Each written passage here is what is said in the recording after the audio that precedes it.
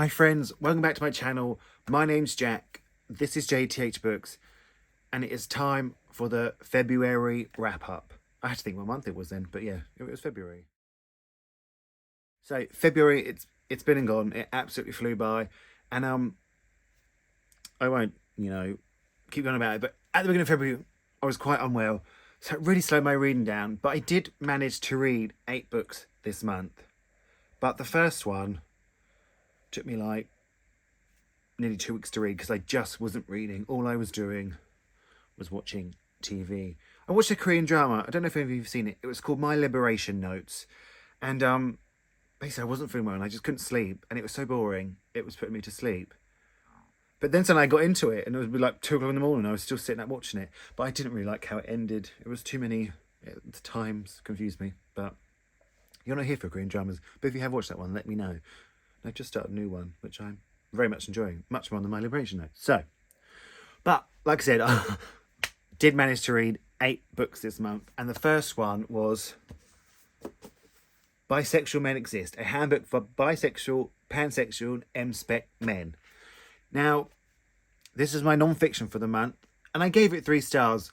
I think it was more me than the book. It just took me so long to read. I was just not in the right headspace to read it. But I did learn some things. I did learn about the ways of biphobia and how bi people have been sort of portrayed on our screens that, well, basically they weren't there. You were straight, and then if you met a man or a woman, you went straight to gay. There was, why couldn't they have been bi? And it was really interesting. And I did learn a lot about biphobia and bi-erasure, things like that. And yeah, I'm so glad I actually read this, and thank you to JKP for this, and it is out now if you're interested. Next up, I read Frontier by Grace Curtis. Now, this is a queer sci-fi book, and in it, it says, for fans of Becky Chambers, and I was not a fan of Becky Chambers. I what is it called? Long Way to a Shit Planet? No, that was a joke, sorry. A Long Way to a Small Angry Planet. Read that, and I got rid of the rest. I got rid of that, and I got rid of the rest. And as we all know, sci-fi kind of isn't my thing. But I absolutely loved this. I really, really enjoyed this. It wasn't super heavy on the sci-fi, but it was. But it didn't feel like you were like... It didn't feel like things were strange just for the sake of being strange, which, hello, Miss Becky. But this was really character driven. It was plot driven too.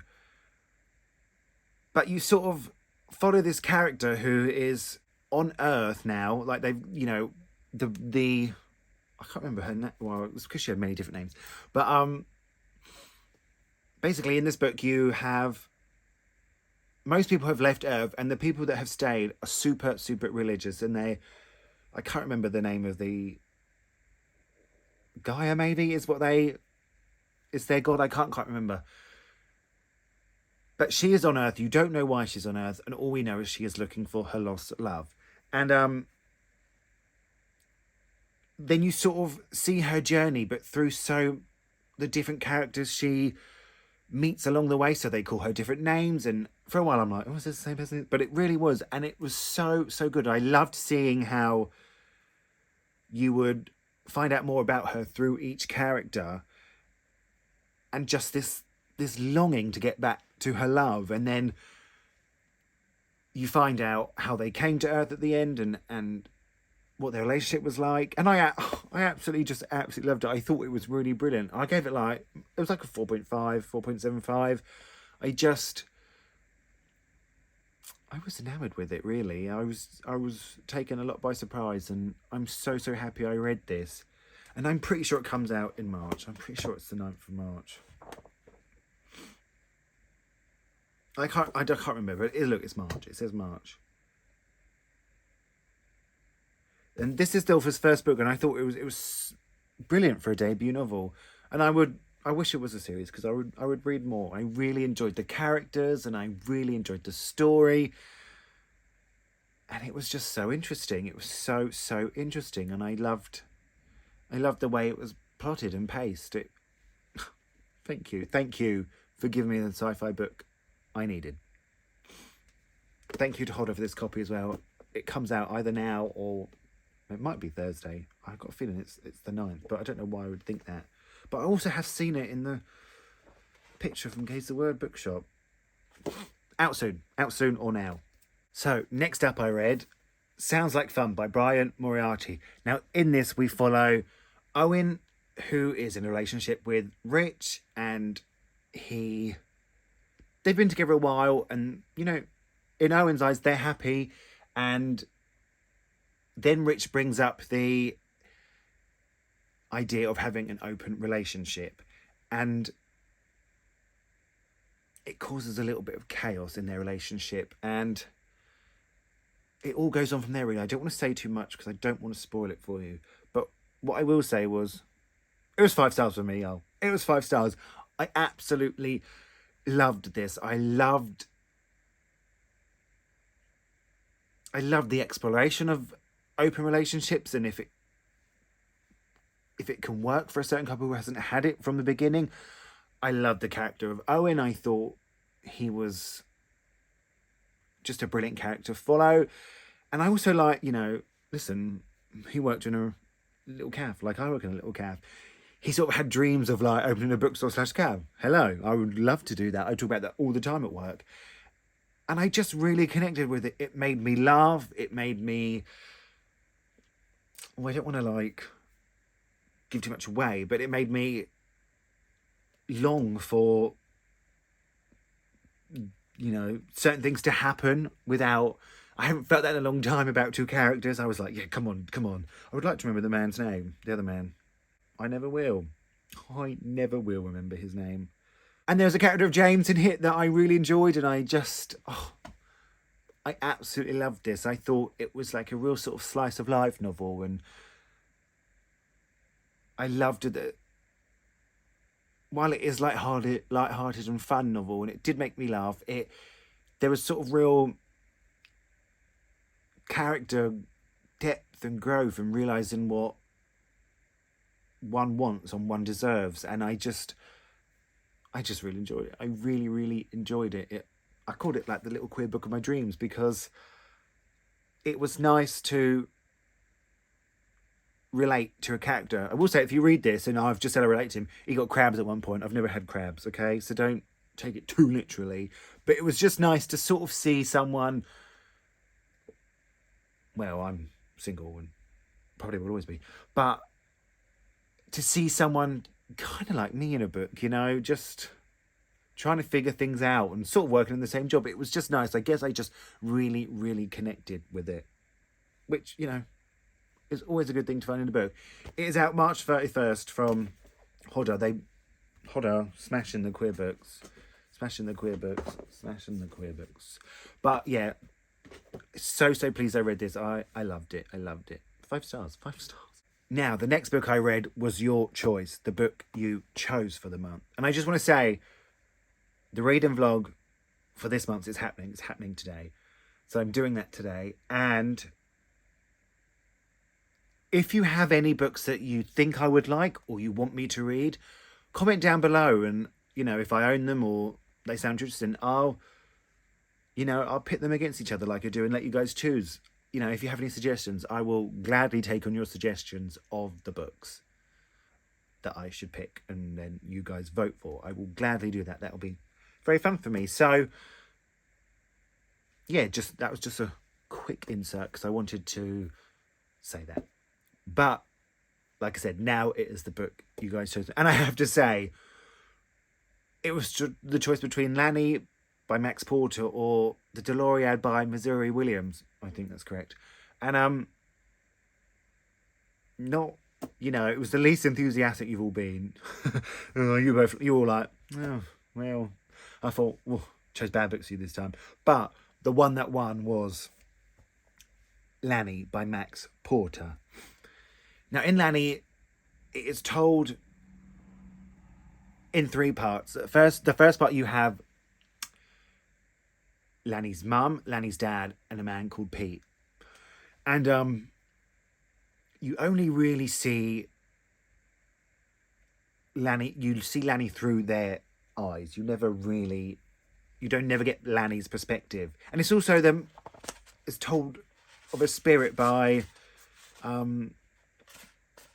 what's his name? Dead Papa Toothwort. And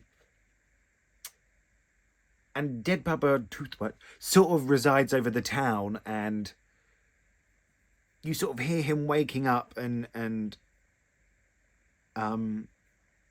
hears people's conversations.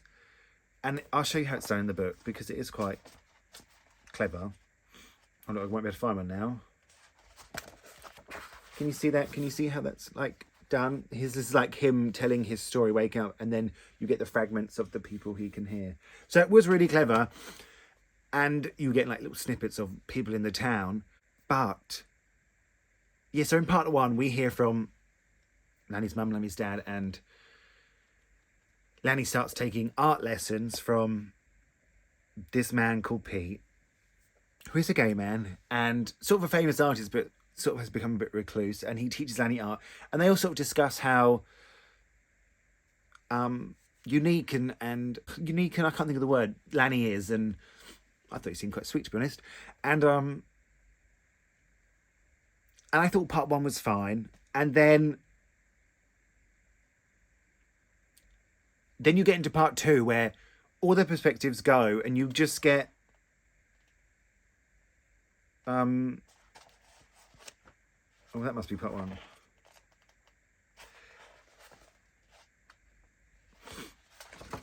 And then part two is just sort of like this.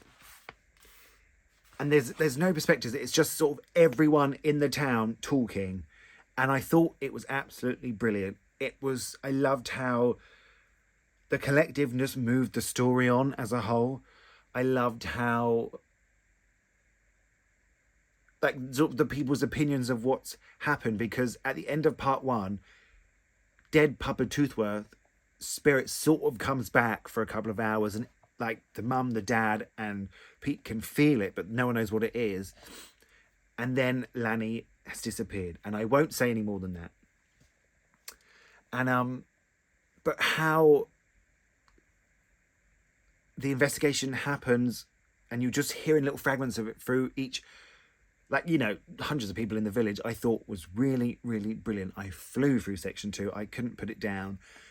And then section 3, well, it lost me. It very much lent into the sort of dark folklore section of the book. It feels very much like sort of split in two of this sort of social commentary, and then it was the dark folklore bit I didn't really like. Like, part 3 was sort of nothing for me. I didn't really get it, which is a shame. So if it'd been more like part 2, I think I would have absolutely adored this book. But in the end, it was just fine for me.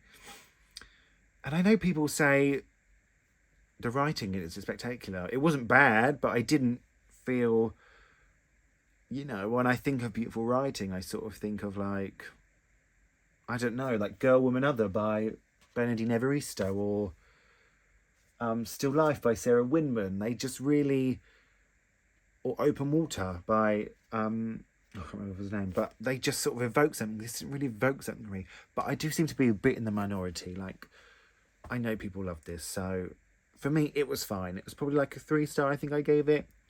It would have been so much more if it had all been like part 2, but we can't always get what we want, can we? And because I was supposed to do a reading vlog for you, but like I said, didn't do it.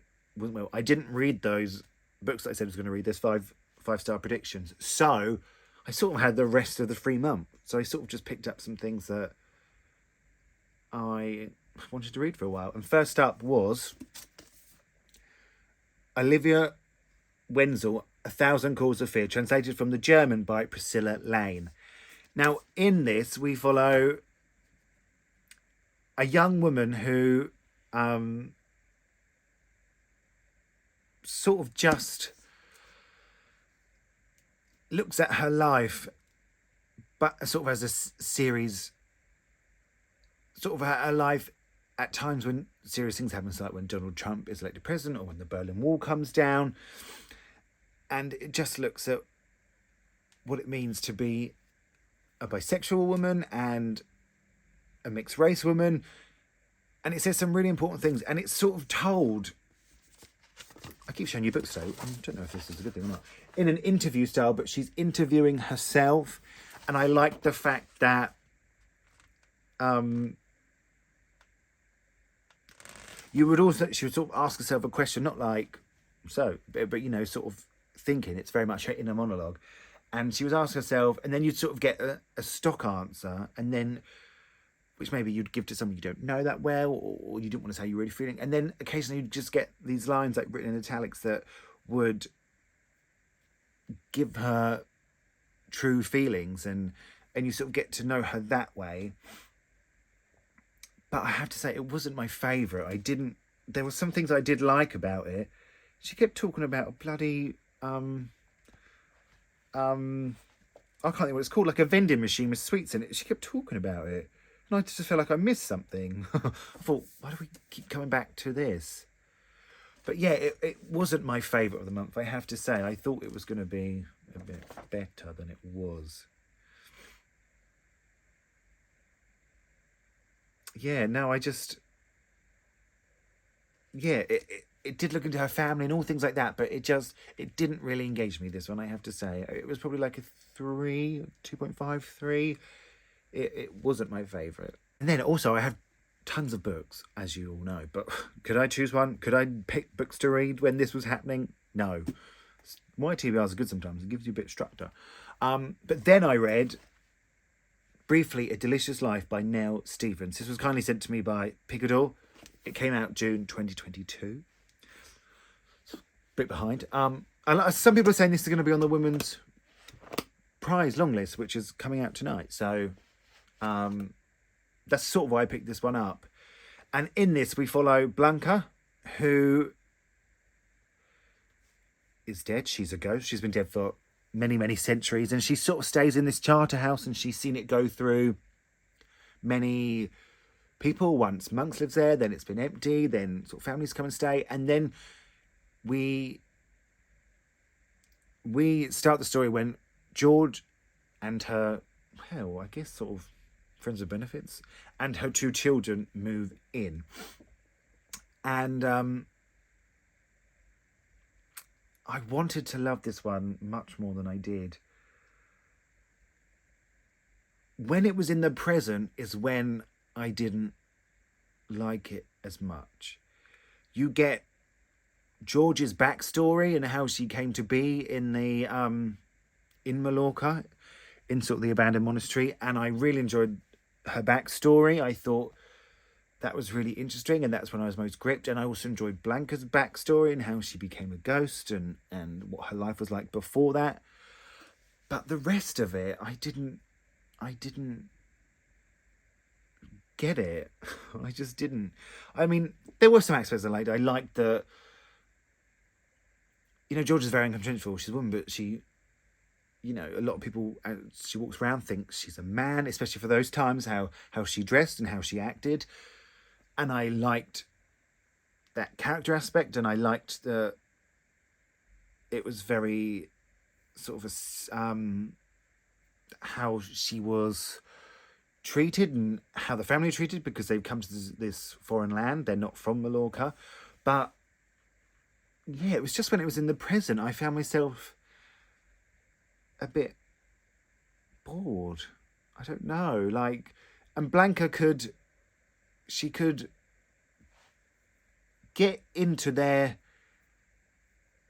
bodies, not take over them, but she could almost like sit in the characters' bodies with them, and she could feel how they feel and see their past life. And I really, really liked that. But like, Blanca was in love with George. The ghost was in love with George, but it was almost immediately. And I thought, what reason do you have to be in love like this? That you're well, and like, yeah, I just didn't. I just think there were some aspects that needed to be fleshed out a bit more. And the sort of, the present was sort of, it was nothing. It was sort of nothing storytelling. I sort of thought, why did we go on that little journey or things like that? But again, I literally just saw Jen Campbell she read this and said it would be in her top 10 of the year. And she's much smarter than me. I would listen to her, not me. But maybe like a 3.75, something like that this time. I do points because you can do it on StoryGraph. If you'd like to follow me on StoryGraph or be friends with me down on StoryGraph, it's linked down below. But yeah, so I tried. I'm glad I read it. Then I picked up maybe the most random book because I just thought, oh, it's been sitting, everyone loves it. Let's just do it. And it is Normal People by Sally Rooney. Now, I feel like this is a very Marmite book. You either love it or you hate it. And friends, I fell in the category of love. I gave it 4 stars. It would probably be 4.5. I think there were some points it did like lose me a little bit, just in the sense that I don't know why it did. It just did. But for the most part, I absolutely loved it. In this, we followed Colin and Marion. Connell and Marion, who sort of aren't friends, but they just fall in love. That is the bottom line of it. They fall in love, and neither one is really quite willing to admit it for many, many years. And it did make me cry. I found the bit. I'm going to read it to you. Her eyes fill up with tears again, and she closes them. Even in memory, she will find this moment unbearably intense, and she's aware of this now while it's happening. She has never believed herself fit to be loved by any person. But now she has a new life, of which this is the first moment, and even after many years have passed, she will still think, yes, that was it. That was the beginning of my life. Absolutely beautiful. It's beautifully written. I think in the less of a writer, these characters could have come across as very, very annoying. But for me, they just didn't. I think you could really feel the connection there. And it's very much, they're together, they're not. They're together, they're not. But it wasn't annoying. Like, I've read books like that and it's bloody annoying. But this wasn't. I think the character depth and the characterization is so strong that it works. You get why they're making the decisions. You get why they're doing what they do. You get who they are. And you just get this sort of sense of love and friendship and fragility between them. And I enjoyed it. I really, really enjoyed it. And now I'm going to watch the show. That was basically why I sort of read it, so I can watch the show. But yeah, Stella, I loved it.